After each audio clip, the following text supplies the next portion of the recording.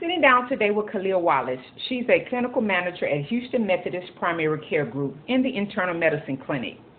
Khalil started in that very clinic as a CMA back in 2021 and later accepted the position as a clinical manager January 2025, and she still holds that position as of today. So we're going to get started with our interview questions, Ms. Wallace. How are you doing today? I'm doing great, Ms. LaWanda. Hicks, how are you doing? I'm doing well. I'm doing well. So let's get started. Okay. What are the most important qualities an effective leader should have? An effective leader should always be approachable and always should lead by example. So what I like to do or instill is to let them know that I will not ask you to do anything that I'm not willing to do or that I have not done before. So, and always like that, my door, just letting them know that my door is always open. You can always come in to see me, and that I'm never too busy to stop to assist them in anything that they need. Okay. What are the qualities the leader seeks most in an employee, and why? That's a very good question. And I could have picked a lot of different things, but the one word that I actually picked was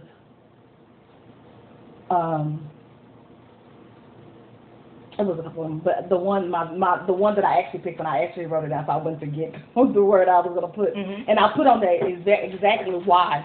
And I put on there that the employee should be dependable. And dependable has a meaning of a wide range of things. Of course, that means integrity. That means being reliable. So I don't have to worry about if I have a front desk person that I know is to be at the clinic at 7:30 to open up. And if that person is dependable, I don't have to worry about if they're going to show up or not. Okay. In what area would the leader like to improve the quality of their leadership? So what area would you like to improve your leadership? As of right now, I'm actually working on this for myself. As one of the programs I did was called Emerging Leaders Program. And with the Emerging Leaders Program, what you have to do is take this assessment test. And with this assessment test, it's called a DISC. So you get to learn your leading style.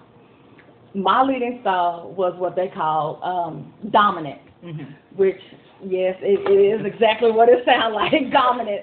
But dominant also means that I'm just focused on results only.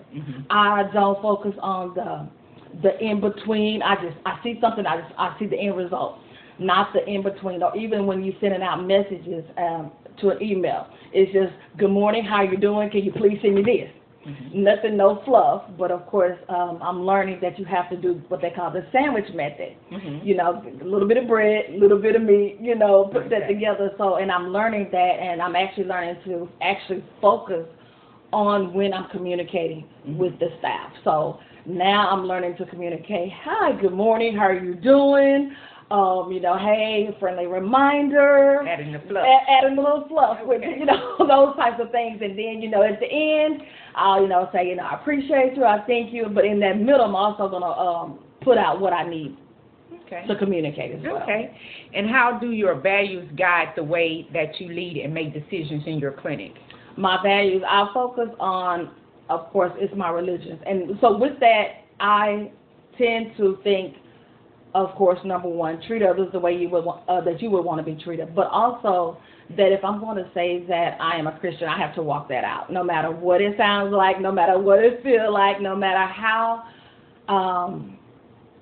confrontational someone may want to get, that I have to remember who I am, and I have to remember to just that I'm in a leadership process position, that I have to not only think about them, but I also have to think about myself, because with that position, they can go now and go to ethics, do ethics and all that stuff, and so then that comes back on me. Even though I may have not done anything wrong, but also making sure that documentation, of course, is key as well with everything else. Okay. What is a situation you encountered as a leader that you wish you would have led differently? Okay. So this early on, staff, actually I had two that they were very high strung, I guess I should say. They remember me as being their co-worker, being their peer. And now they're having to respect me, you know, be more, listen to the information or what I'm asking them to do, processes and policies and procedures that they may not be doing properly. So, I actually was communicating, and I actually kind of lost it a little bit, and, you know, was telling her, hey, you know, did the little clap and everything, you know, hey, you got to listen to me, you know. And then I realized, okay, yeah, that wasn't the right call. Mm-hmm. And I have to remember, you know, they say quick to anger but slow to speak. So I have to keep that as a daily reminder, mm-hmm. that situation could have turned very ugly. Right. And that comes from you being their peer first, and they could transition over to, okay, well, now this is my supervisor, so I have to entertain and speak to her differently. Right. And also with them thinking, oh, okay, well, she's going to be cool.